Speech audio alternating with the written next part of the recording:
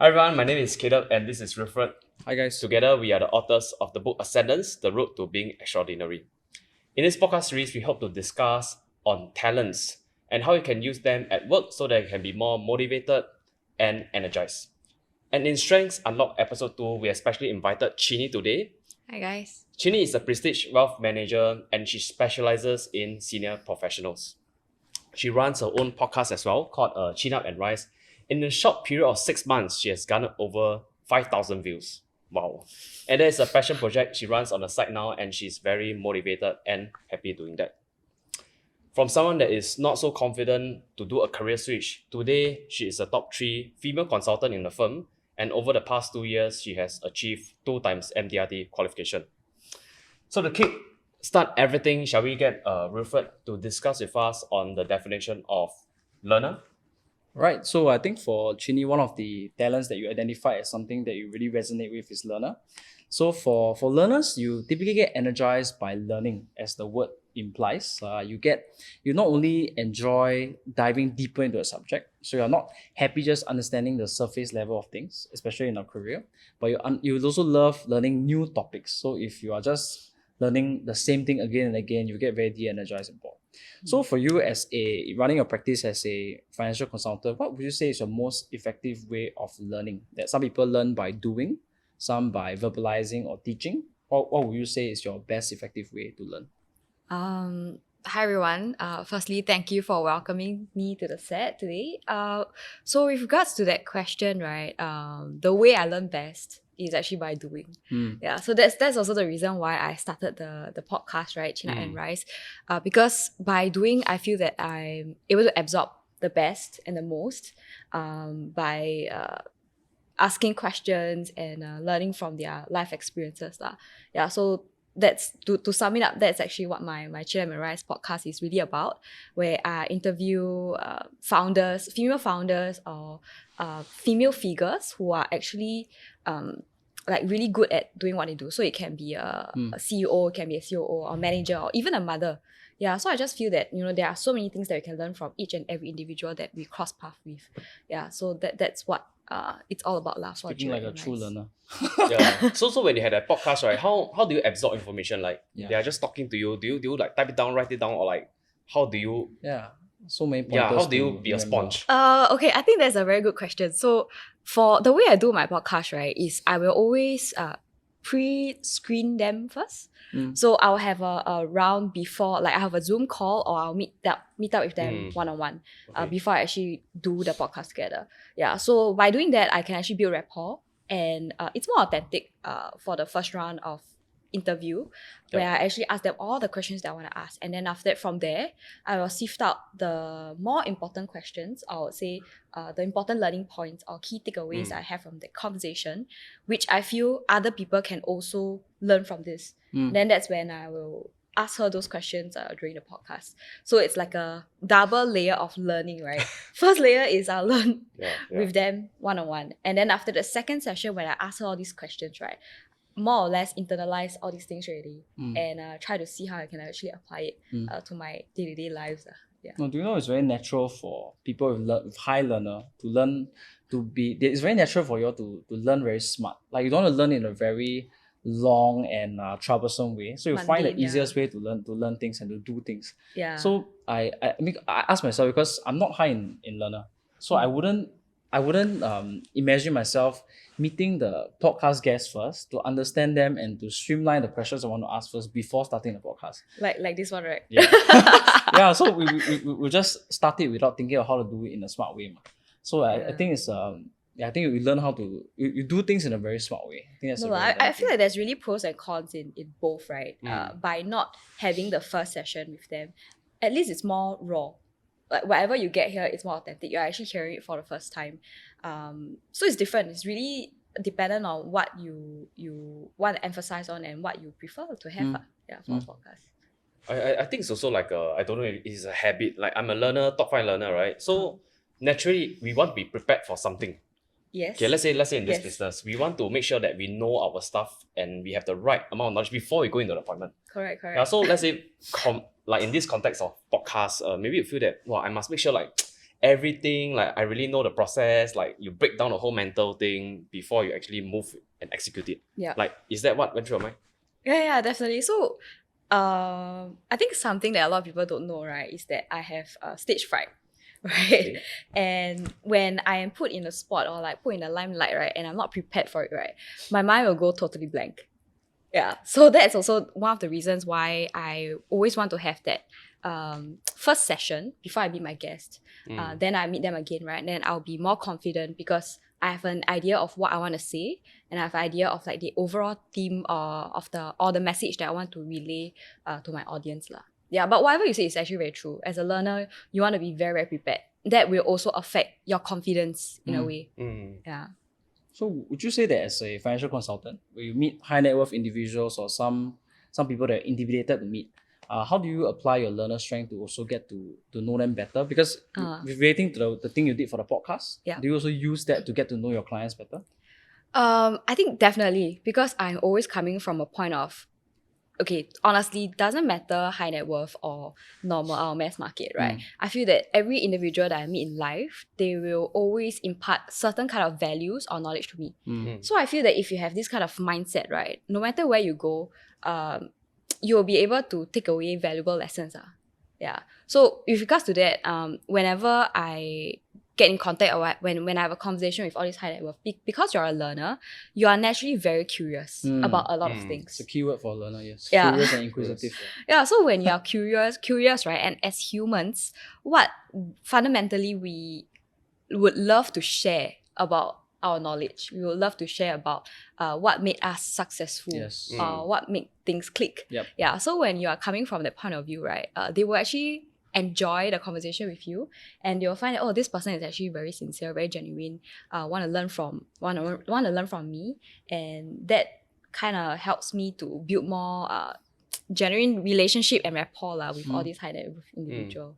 Seems like you will first ask a lot of questions when you meet someone. Like, are there any typical types of questions you ask them? Okay, I think it depends. So the questions I ask are very dependent on their current environment and their current stage of life.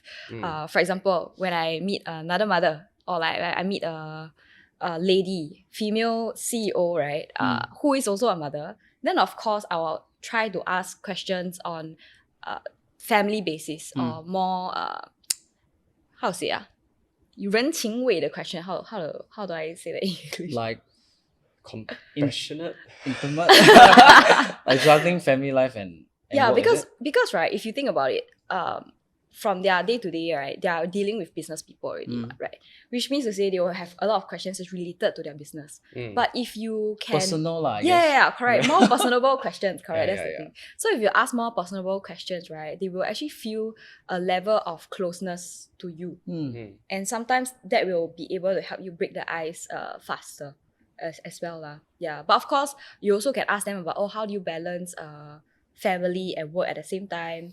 You can be a little bit more vulnerable when you are sharing, when you're asking her questions. You can share about some things that's going on in your life so that it's more real, right?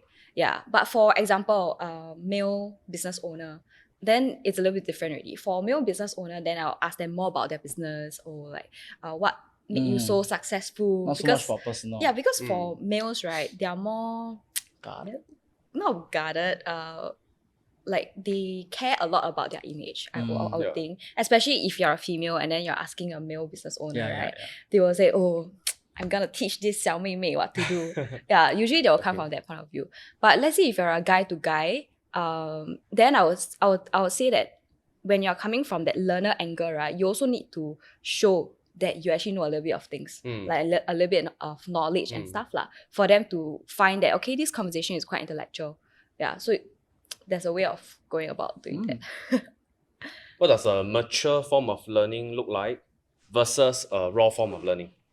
Wow, this one, I think you asked Wilfred. The raw form, I'm not too sure, but I would think that mature is whatever I'm going through now, which is trying to translate everything into activities that helps me to improve better. Yeah, but maybe you can share with me, or you can share with us, like, what's a raw form of learning? adding on to what you said just now, before you do something, right, you always want to know, you want to feel like you know deep enough about something before you take action. Yeah. So the raw form is inaction. No, I learn. We have a friend who does that. Keep learning and learning and learning and learning.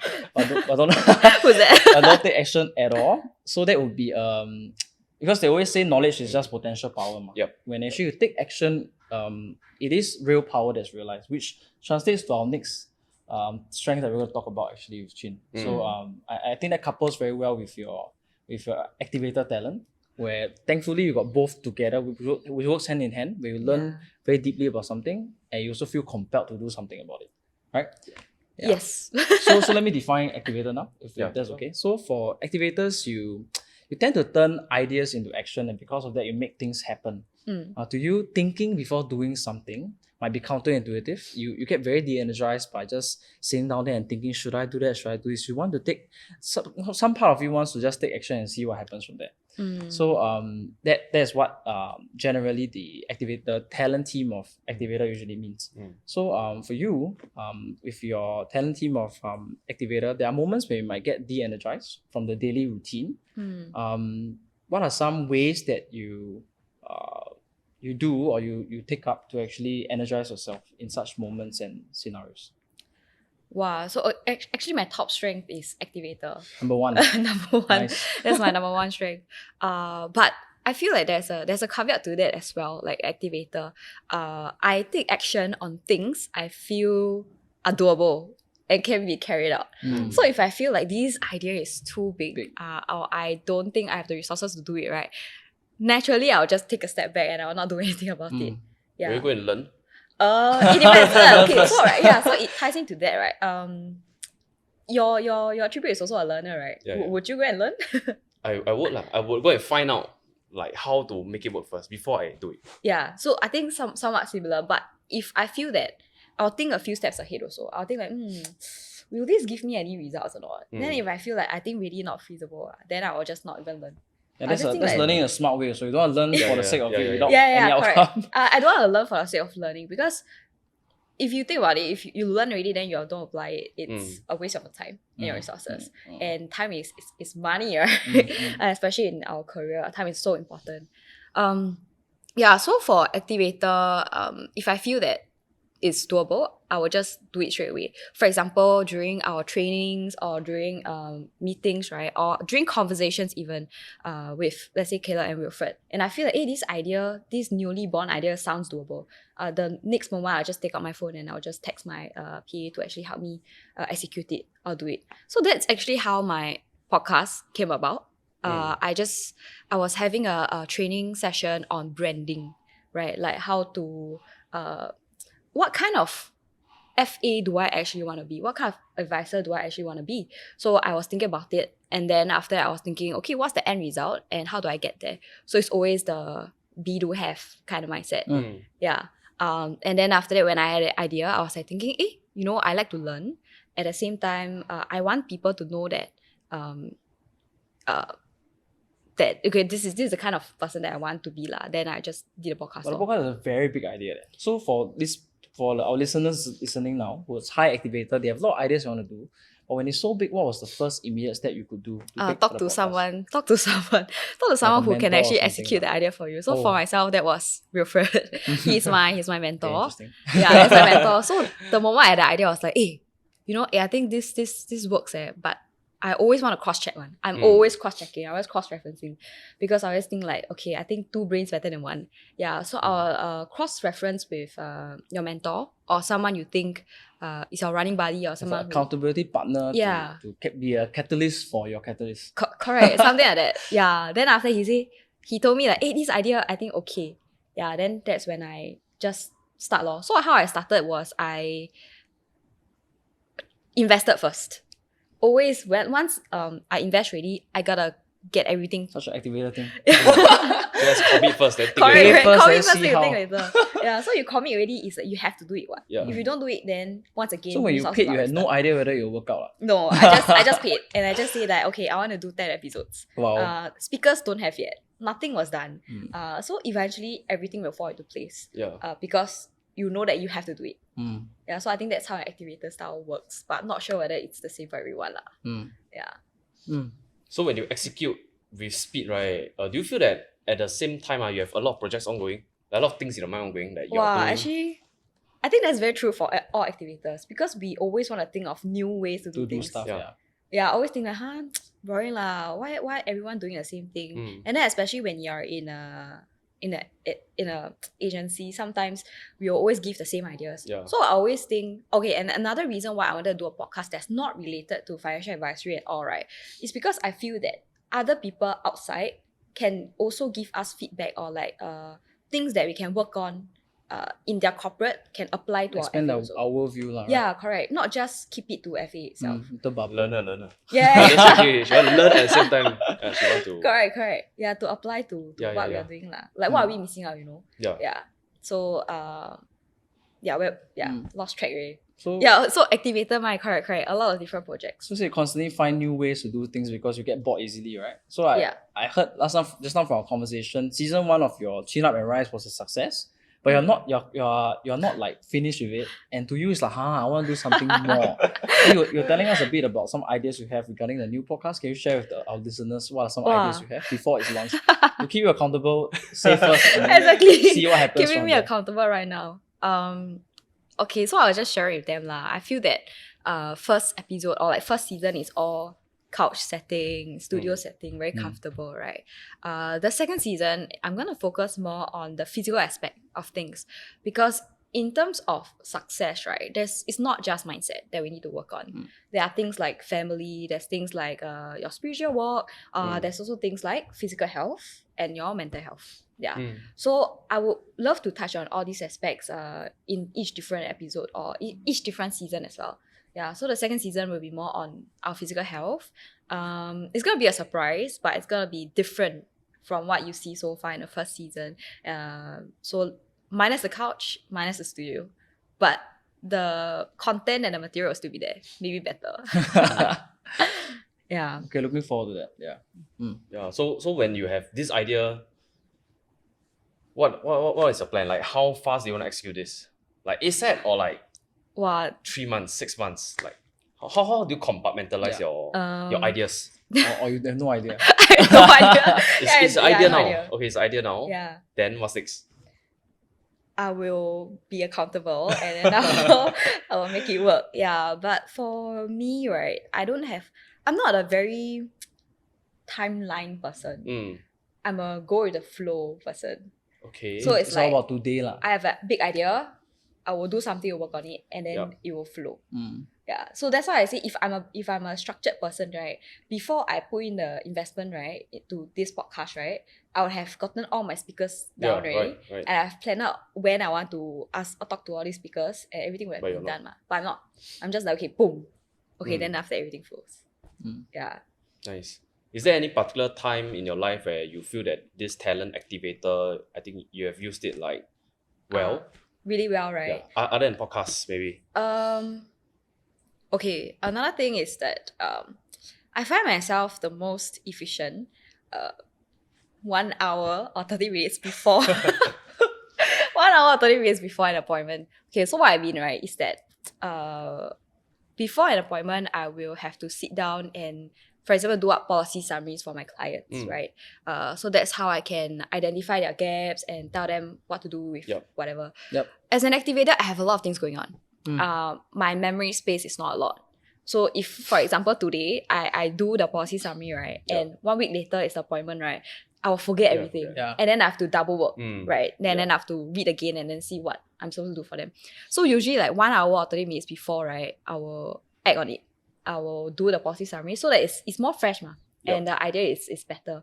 So that trains me on efficiency. And it also trains me on accuracy. Yeah. So efficiency because like you have very little time, you better be accurate, you better be right. Yeah.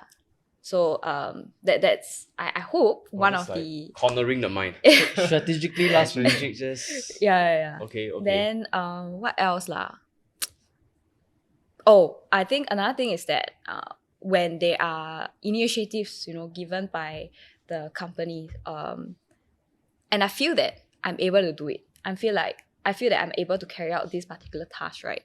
I will stand forward and actually pick up the role, and execute it lah. Yep. But of course, if I feel that there are people who are better fitted for this role, then I will let them assume this role instead. Yeah, so it's not like I'm always taking the lead. I'm very good at Taking a step back at the right time. I feel like that is also one of the, I was reading, I think that was one of the strengths of an activator as well. Yeah. Right? Yes. So choosing to be the catalyst when it's your natural role to do it, and Correct. if there's another catalyst there, you will facilitate and support. Yeah. Instead, as long as the things get done, you will be happy with whatever position you take. Yeah, correct. Then, actually, I'm quite curious. So, when I'm sure in your life there are times that you work with another activator, like in the same team. Yeah. Has that happened before? Probably, I'll let the person take it. Oh, so you will take it back normally So if by default. I feel like there's someone who's more alpha than me, right, I'll let the person be alpha because I don't want conflicts. Okay, sounds Yeah. like harmony. But only if, right? Condition is only if Yeah, I feel more that this suitable. person can do it better than me. But But if I feel like this person, right, cannot do better than me, I'll still take the you role. get triggered lah. I'll get triggered. I mean, It's like I wanna sometimes I think there was an incident lah. I'm not gonna specify the incident, but it's like maybe there were two of us. I'm not too sure what the other person's role strength is, but could tell that we were both quite leader, like alpha in a sense. But I felt like I could do better in this role, so I was a little bit frustrated, when things didn't go a certain way as well. Yeah, so in that kind of scenario, then I was just like, okay, never mind, I'll just come back up again. And even though I don't have the role, right, the things that I'm doing, it's that of a leader, Yeah. So Striking the right balance also. Yeah, and title doesn't really matter to me as long as I can get things done. Yeah. Okay, so to summarize everything, so today we discussed on talents, learner and activator. Right, so Chin Yee was sharing that for learner, she likes to learn through communication. Yeah, and she likes to so-called be prepared for an appointment or prepared for the podcast before she actually executes upon it. And she finds a lot of joy in understanding the background of this particular person, be it through appointment or just day to day. Yeah, and she has more things coming up for our podcast, which KIV, keep in view. Surprise. Yeah, surprise. And for activator, she is someone that will take action if it makes sense to her and she feels that it's doable. Yeah, if it's not doable and does not make sense to her from a ROI perspective, she may or may not do it. And she's always on the ball. But at the same time, she knows her place in a sense where when she knows about that subject and the topic, she wants to be able to take charge to be the catalyst. But at the same time, she knows that if someone is better than her in this particular field or in different circumstances, she will take the step back. Yeah. Gladly. Yeah. Yep. And Wilfred, anything else? Maybe I'll pass it to Chin. Any final advice for the listeners who are tuning in? The fact they're listening means that they are possibly coaching someone who is high in activator and learner, or they themselves are high in activator and learner. What are some words of advice or parting words you have for them? Wow, okay. I think for activators, they get energized by doing things in a new way. Yeah, so always try to find new ways to actually do the things that you're Innovative already ways, doing. Like for example, if you are prospecting the same way for the past 3 years, 5 years even, why not you think about new ways to actually do that? Like for me, right, the podcast was not just a way to learn. It's also a way for me to see whether there's any potential, like I can actually value add to these speakers and see how I can help them plan or help them review their portfolio. Yeah. So that was a way forward for me. And then if you're coaching anybody who's also activator in strength, right? Why not you brainstorm with them new ideas and new projects that they can work on. I think that will actually make them feel happier and they won't feel like, every day is going to be the same thing. But if you realize that your coachee, Coaches, yeah, if you realize that your coachee are not working on anything or like any of the new projects that you propose, right, it means that the project is probably too hard or like they feel that it's out of reach for them. They feel like it's not going to work for them. Then you're going to reset and then discuss with this person, okay, what is something that you can do? So if you break it down into smaller steps or like smaller milestones, right? I think for a person with an activator strength, they will feel more inclined to actually want to do it. Yeah, and they'll feel happier doing it. So it reminds me of this quote by Gary Vee: macro patience, micro speed. So being patient with the big outcomes, but being impatient with the small actions to take to get to the outcome. I think that's a summary of what Chin Yee believes in. Yeah. Okay, thank you. So this is the end of our episode. See you in the next episode for our Strengths Unlocked. Bye.